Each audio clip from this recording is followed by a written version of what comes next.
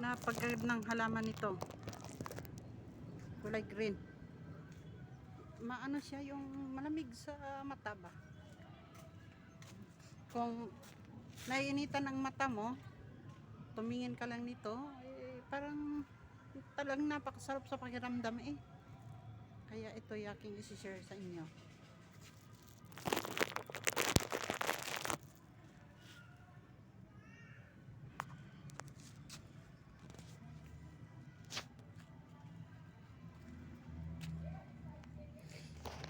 Nandito ako sa simbahan. Kung nandito ako sa simbahan, eh, walang magawa eh. Dito muna ako. Pero maya maya, uwi na rin ako, sunduin ako ng kapatid ko.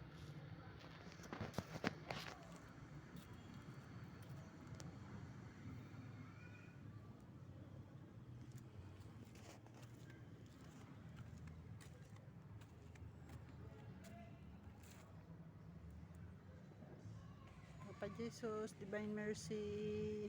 Ang pinakamin nito nasa Malolos, Bulacan.